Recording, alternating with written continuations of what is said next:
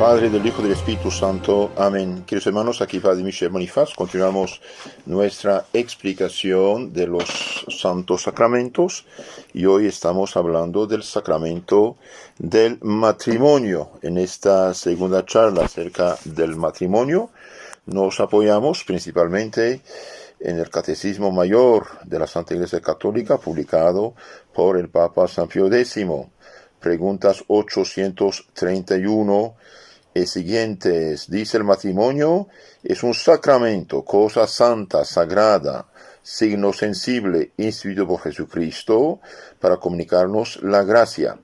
Y el sacramento del matrimonio establece una santa e indisoluble unión entre el hombre y la mujer, y les da gracia para amarse uno a otro santamente y educar cristianamente a sus hijos. Entonces es un sacramento, es una santa alianza indisoluble entre un hombre y una mujer, y para siempre.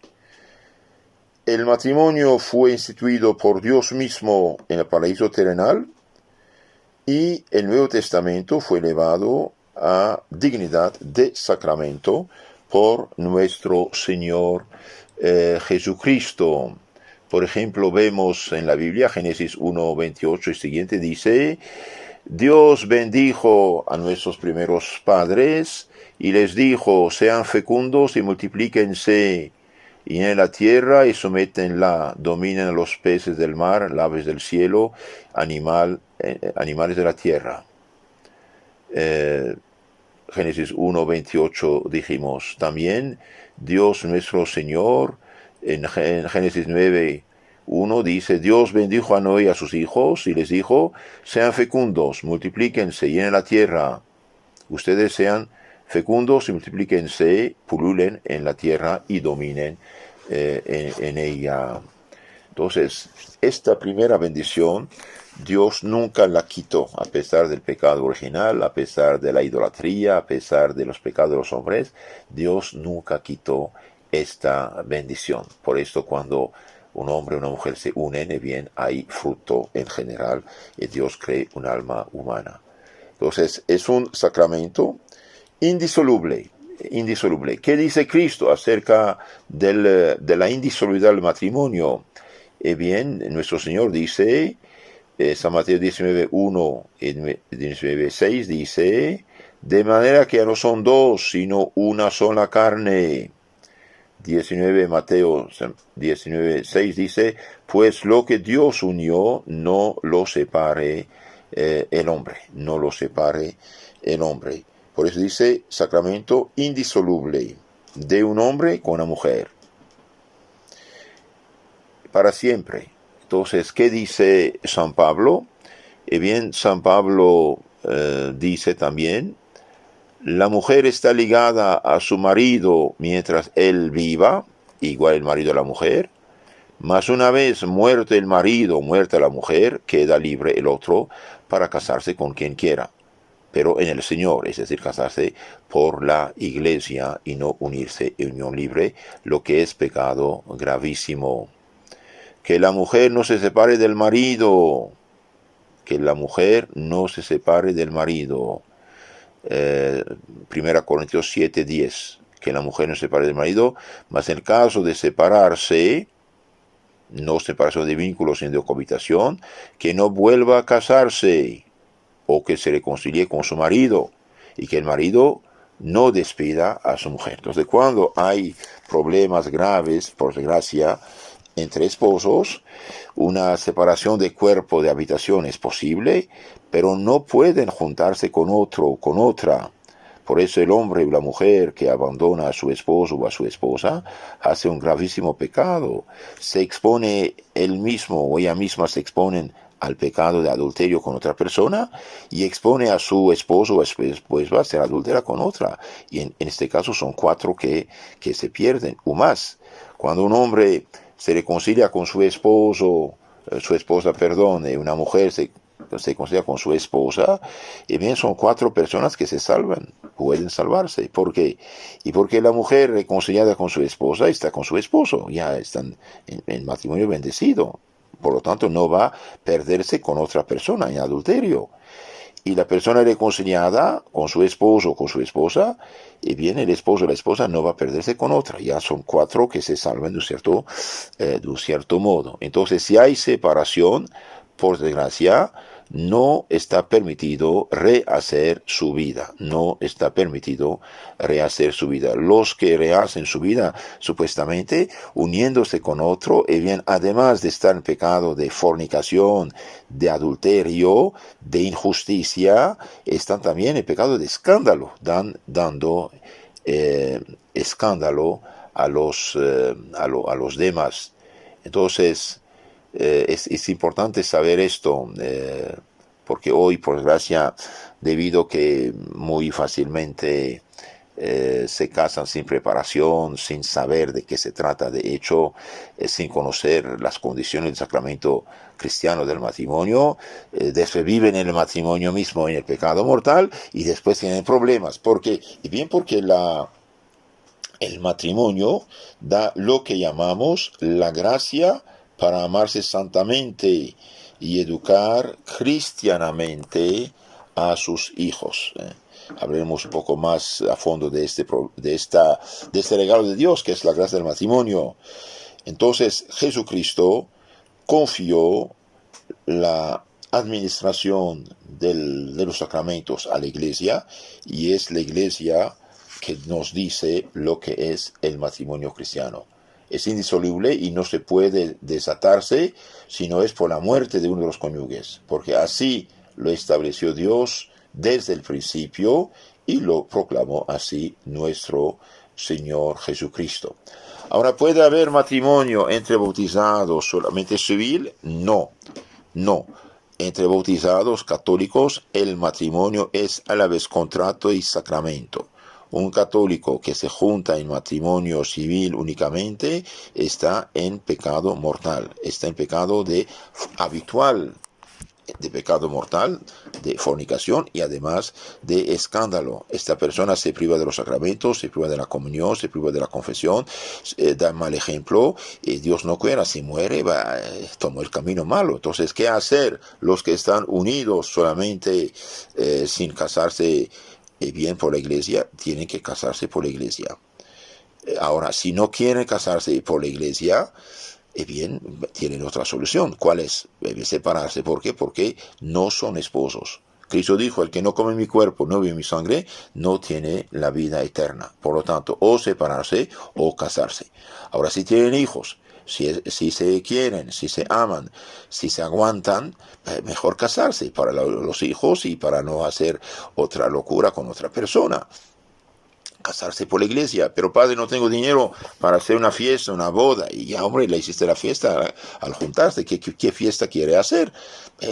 No es necesario hacer complicación, ni fiesta, ni gastos, ni eso, ni aquella, solamente una buena confesión, y bien, pedir la bendición de Dios mediante el sacerdote, y punto. Si pueden hacer una pequeña cena de acción de gracias, si pueden, si no pueden, ni eso es necesario, y punto. Lo que cuenta es la bendición de Dios. ¿Qué deben hacer los que están casados por la Iglesia y separados? Y bien, perdonarse, pedir uno por otro, pedir a Dios misericordia, confesarse regularmente, comulgar, rezar el Santo Rosario, alejarse de amistades malas. Y en el que esto hace, o la que esto hace, tendrá una fuerza especial de Dios, que es la gracia de su matrimonio. Dios la ayudará. La persona casada por la Iglesia que vive con otra persona está en adulterio, si tiene que ver con ella. Ahora, puede ser que una persona ya es mayor, ya tiene 40 años unido con otra, bien, y no pueden separarse porque no tienen dónde irse. ¿Qué hace en este caso? En este caso, vivir bajo el mismo techo, pero como hermanos, en cuarto y cama separada, como si fueran dos hermanos, y no hay otra solución. Si tienen hijos, si tienen dónde irse, mejor separarse para dar el buen ejemplo a los hijos, a los nietos y a los demás. ¿Qué debe hacer?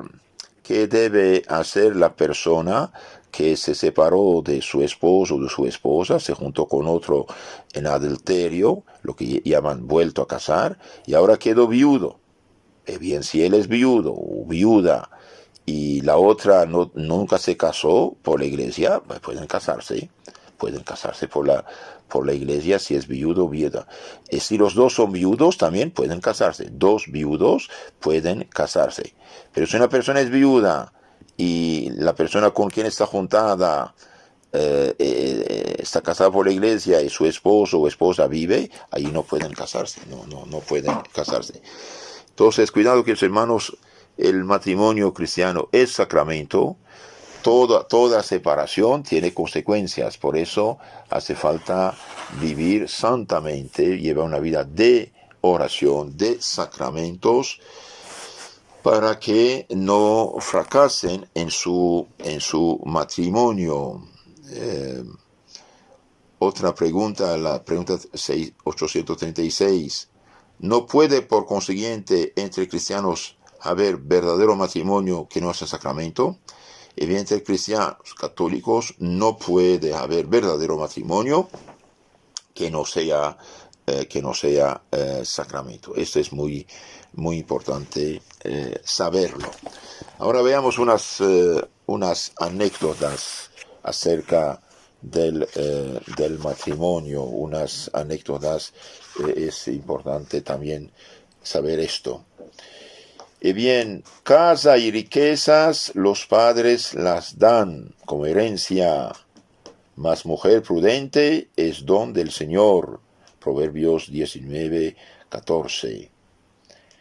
Casa y riquezas los dan los papás, pero matrimonio, una mujer santa, prudente, es un regalo del Señor. Por eso hace falta rezar, pedir, suplicar al Señor de tener un buen esposo, una buena esposa, y no casarse con cualquiera sin preparación, sin conocimiento, porque le gustó, se enamoró, ya tiene que casarse. Bien no.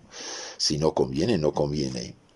El matrimonio es el plantel del cristianismo que puebla la tierra de fieles para aumentar el número de los escogidos en el cielo. San Francisco de Sales.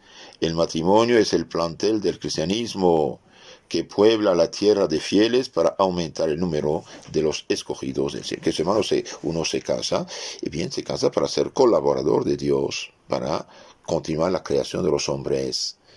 Y esposo y esposa se santifican en su cariño y en su amor, y se prestan, digamos, como instrumento a Dios para continuar la creación de los hombres.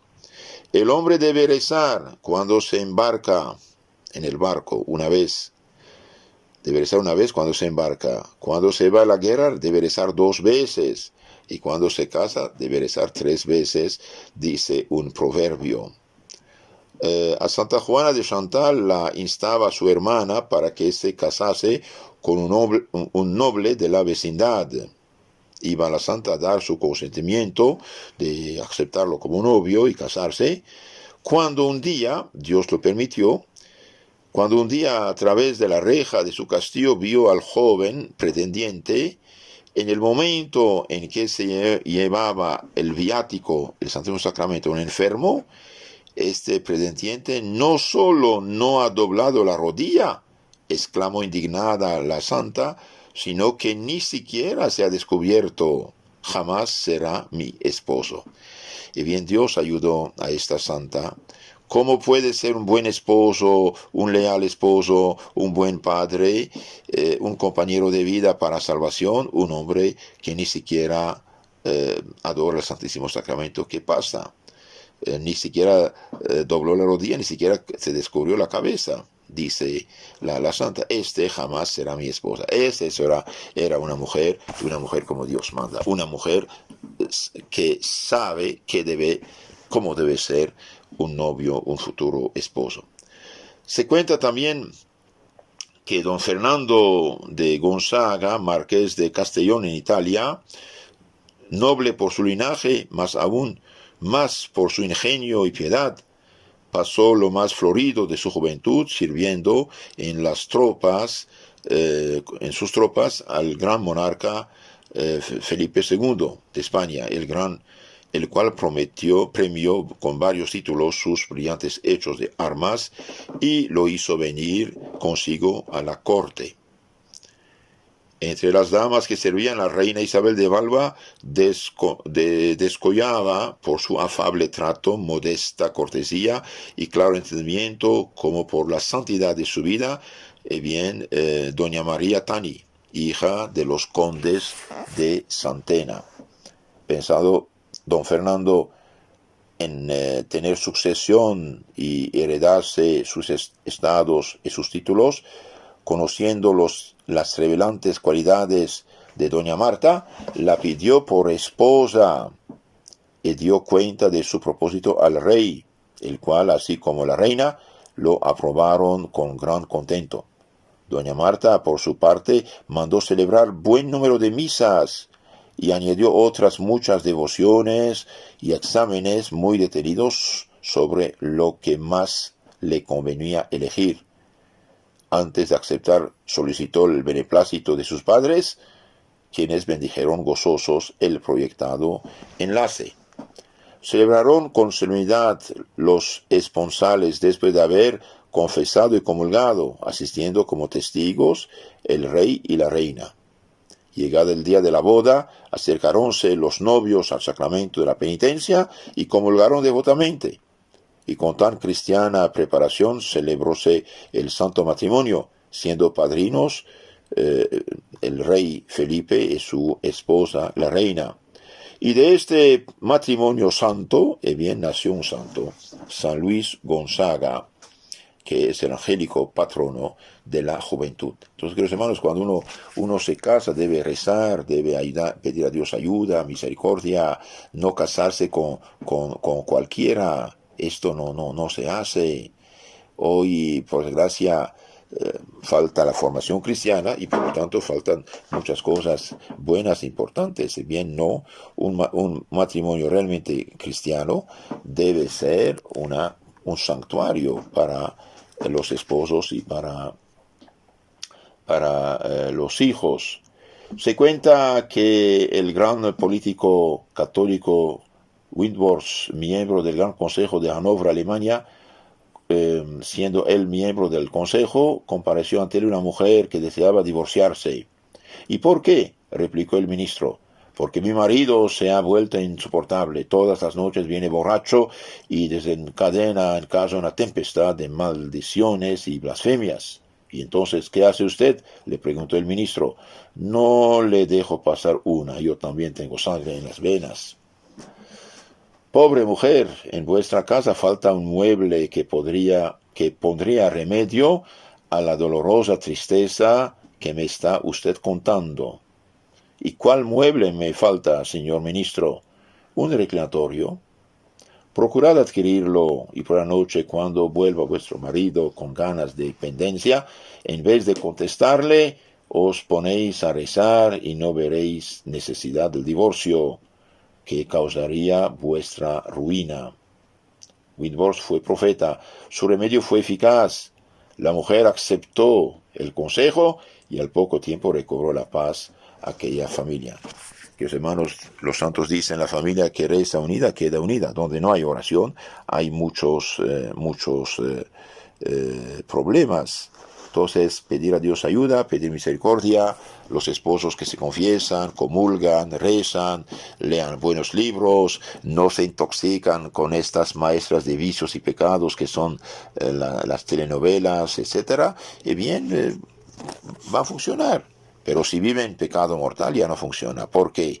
Y porque cuando uno vive en pecado mortal, sea lo que sea el pecado, incluso el pecado de onanismo, de pastillas, de condones, de otras tonterías inventadas, el Espíritu Santo se va, el demonio viene y que empiezan los problemas. Entonces, vivir en santidad, vivir cristianamente, vivir como Dios manda, llevar una vida de sacramentos, de oración, y Dios ayuda, Dios nunca desampara a los esposos que viven santamente y que rezan, que piden su ayuda. Que la Virgen Madre los ayude desde el cielo.